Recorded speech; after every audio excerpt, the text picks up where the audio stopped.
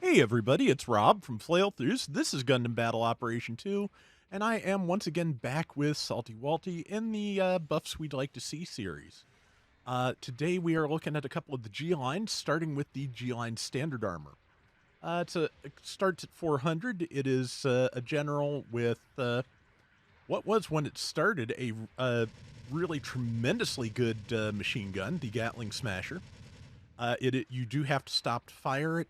It's a little bit limited in ammo. It also has a heat-based stunning beam rifle, Vulcans, and fairly standard melee. I think it was one of the first things to use like these slightly wider swings that wound up being used on like Zeta era mobile suits, if I'm not mistaken. But yeah, it has, of course, as so many things do, fallen off over the years, so it could use some help. What do you think, Salty? So the G line standard armor, or essentially all the G lines, they're a fantastic designed set of mobile suits. One of the better looking mobile suits the Federations have ever made. I don't care what anyone says. Let's just get that off my chest. They're a very good looking mobile suit. So the problem is, one of the biggest problems this suit has is that none of the weapons like to play with each other. Such as the rifle. The rifle only has a range. Mine is you're using the level 1, right? So yours should be at like 250, right? Yeah, 250 exactly. Yeah, so 250 meters range. But your Gatling Smashers are 350. Your Head Vulcans are 175. Nothing on your suit plays well at all. So you want to be you have to be relatively close for your rifle to stun so you can use your Gatling Smashers, but you don't want to use your Gatling Smashers close because then you're risking getting stunned yourself. And then you have your Head Vulcans, which you got to be close to use. So none of the weapons really have any good areas where they overlap.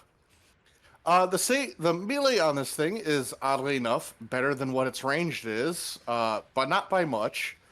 Um, I would definitely like to see this suit get overfeed or uh, what's it called? Bullet feeder for the Gatlin Smashers. Definitely for the Gatlin Smashers to help negate some of the reload on it. Overfeed, I think would be work just fine. Also, so you can you know, get as much ammo out on a target as you can. I think that'd be a fantastic buff to the suit. And one other weapon I would like to see as well, not actually just another weapon, but another ability. It should technically be able to punch with a shield. These are claw shields that are meant to, well, they're meant to be punched with. And that goes for all the series. Every single suit has a punch type shield.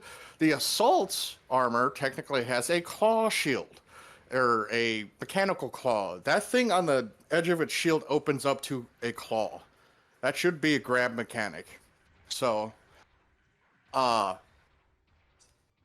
besides like just general movement buffs and health or armor buffs, that's all I can think about for the suit. What about you, Rob? I think you're on the right track with overfeed or bullet feeder. I think that's a good idea. I do think the range of the rifle should be expanded a little bit, just so that it all works together a little better. Just having been reminded that it existed when I did the Gazelle Grau video yesterday, the one thing I think that would be really good for this would be the immobile firing system for to go with the Gatling Smasher, so it's harder to interrupt you once you're focusing on something. Because that That is, would be nice. yeah, that's like the biggest issue I've had with it is because basically you have to be working with your team to get the most out of the Gatling Smasher.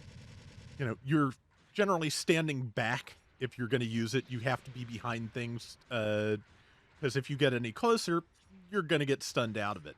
And just like finding the right opportunity to do that, yeah, just being able to tank a stun and hopefully land enough build stun to stop somebody from stopping you would be a really nice addition to this. Beyond that, um, yeah, I like you said, equalizing the ranges to things a little bit, I think, and That's about all I got at the moment. So Um, I guess another thing, and I brought this up before we started recording, is technically all the weapons should be interchangeable on all the G lines. So technically, this should be able to take a shotgun or the long range rifle that the light armor uses. Um, and technically, all the suits could interchange their packs too. Like, there's nothing that stops the light armor to run the Gatling smashers or the assault cannon. Um, I don't comment. I can't comment on the full custom though. I think that's like built as is. I can't remember if it could switch out its gear or its back weapons at all. yeah, Um, I think that's just like an all-in-one upgrade package kind of deal.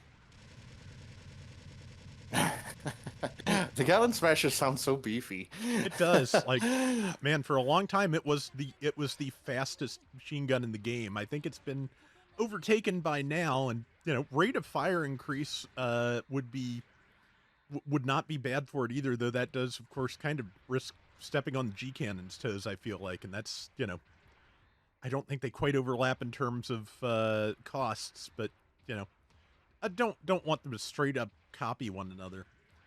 Yeah. When you were So talking about the shield earlier, I think before we started recording, I've been saying I've been wanting the shield bashes to kind of filter down to the lower cost and earlier mobile suits, because there's no particular reason that that smacking somebody with your shield should be relegated to the technology of the future, because it's like you know Amuro does that, Rambaral does that, Amuro but did it all the time. mm-hmm. Um, I mean, it doesn't even have to be like a full-on backhand with it, too. It could be a single punch, or it could be a dashing tackle like that Xeon animation for the Zaka 1's downswing, but you bring the shield up in front of you, type of thing.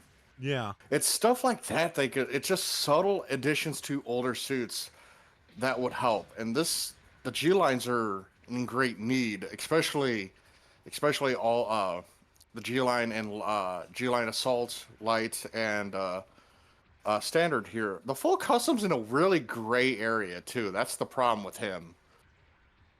Yeah, it was Uh, basically one of the first like melee capable supports, like really designed to be usable at close range. And yeah, so, it's just it could probably use an upgrade to its kit to lean into that, but we'll get to that in a future video. Hand Smashers, I love it. That noise sounds so good. Oh, it does. All right, and now we are taking a look at the G-Line light armor, which, yeah, this one we talked it out a little bit before recording because we weren't quite sure what it needs, but yeah, it's an interesting case because yeah, it is a relatively fast, very maneuverable general type raid. It has the missiles that can fire while boosting. It does have a dodge roll. It has a charging beam rifle, 3-hit melee. It was one of the first raids in the game to really play fully like a general. Like the because it took a long time for them to give the G3 Gundam a dodge roll, even though it predated the G-Line Light. This was one of the first things that actually played like this, but it trades that for being extremely fragile. It has at level 1, it has 8s for defense in ballistic and beam. Pretty good melee defense, of course, but and then the damage stats are geared towards ranged as well, since it does have pretty good ranged kit. But yeah, what are your thoughts, Salty? All right, well, for a light armor, it's actually not all that quick unless you build into it, which sort of stinks. I feel like it should be rated to be a little bit more faster. The ranged options on this are not bad. Your heavy rifle is actually a very, very solid weapon, even uncharged. You can 2-tap to stun, I'm pretty sure, if I'm not mistaken. Rob, can you, well, I, let me, my rifle Yeah, or go for it. recharge. 2, Oh, no. 3. Wow. Wow. I thought it was two tap, but I guess not. That Hmm. sucks. Yeah, that needs to be adjusted. So that's the first change I'm going to bring up. Needs to be a two tap uncharged rifle. Uh, uh, Fully charged, you're hitting 400 meters at max range, which is really good. Um, and if you could probably pop a shot at me. I didn't up my defense. Yeah, I'm Let's just see how much damage it does. I'm just trying to get to like the absolute maximum range here before I fire, and that's let's just fire it. 2146 and a stun, not terrible. No, it's not. So the other weapons that are really good on this suit is the back-mounted missile launchers, which could see an ammo increase. Mine is at 8. I don't know what it is at level 8 or level 1. What Oh, Rob is still 8. still 8. All right. So these were originally a very very menacing weapon when the suit was originally released. It could boost and fire them at any support. The support was guaranteed to have broken legs by the time the G line got onto it. Just like the assault armor or the standard armor, I would like to see it have a punch with the shield or a some form of a tackle melee with the shield, besides shield tackle. But that should be up to level 3 on all the G lines. The thing we came up with is let's give this thing some more missiles, different types of missiles. Ammo wise, it should be bumped up to at least 10. Give it incendiary and give it concussive missiles, and just let it throw down some hate. Let it be a mid-range raid that can support the generals while the generals go in, and this thing actually sits back while this can actually use its melee to defend itself. I think this would make the suit way more viable in its play style in the form of just sitting back and peppering, say, some over eager support, thinking, "Let's go mess with the generals," or this thing can break off and engage the support once the team is close enough to engage. Uh, I can't say really buff the HP because it doesn't have the armor to deal with it. And you can't really up the armor because it's a light armor. It's supposed to be squishy. Yeah. So let's increase the damage it can do at range. Give it overboost so it can get in on the support when the team is close enough to it. And just in general make it a little bit more speedy. What about you, Rob? I think that's like the main thing, yeah. Speed, some extra missiles. Uh I was just testing the ranges on the charged rifle, and I think charged it actually is a little bit over 400 meters, cuz yeah, I can like the absolute limit is that piece of like scaffolding in I'm looking at in the distance, like right about here, going by my reticle, is the limit, and I actually have to take a step forward, a few steps forward, in fact, to get to a blue reticle with the missiles, which have a range of 400. So, yeah, Oh, definitely a. I've never been exactly sure of how much of a boost charged weapons get on range, but it seems to be, with the that's default being like I think 325. That's pretty decent. So, that is pretty significant. That has to be at least 425 meters. yeah, Easy. I'd really love to see, if only in training, I would really kind of love to see like a like range indicator added, just so you could judge a little bit more effectively what what the ranges are on these things. Yeah, something like right in the reticle that states, "Hey, that's 50 meters out," or however far. I think that'd be really nice. Yeah, like the only thing I can think of, and this might be a little bit much for 400, is maybe giving it the overboost variant that lets you fire while boosting. That might be a little bit too much, like I said, For for the 400. But Well, it can already fire with the missiles, and those already have really good build stun. Shoot me with those missiles and see how fast you build me. Build me. looks like it takes about 4 or 5. That's not bad, and you can do that while boosting too. Yeah, And like they're not so incredibly inaccurate either while boosting. So, except for yeah, when I can't turn my controller. yeah. I was just gonna say one thing besides just movement speed that might be good for this is actually giving it an upgrade to turn speed, so it's a little bit easier to keep those missiles tracked on a target as you strafe. Oh, Yeah, tracking missiles, by the way, Yeah, that would definitely help.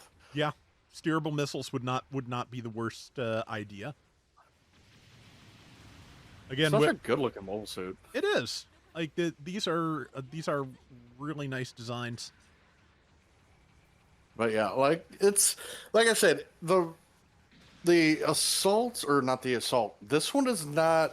It's it's bad in the senses because it has trouble getting in, and the limited ranged options it has doesn't allow it to fully get in by itself. So, in this stage of the game, it needs help.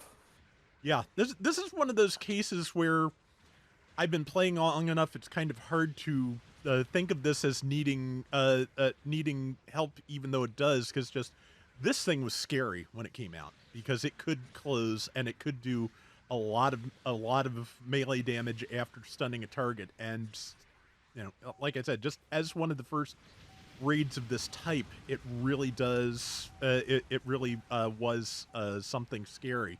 And it's caught some buffs because shield break stance mastery was not a thing when it came out, but yeah, it could definitely go for another round. But yeah, those are our general thoughts on the first two G lines. And yeah, let us know what you think in the comments. And as always, thanks for watching. And that is going to do it for today's Gundam Battle Operation 2. We will be back soon with more. Till next time, everybody take care and have fun. Later.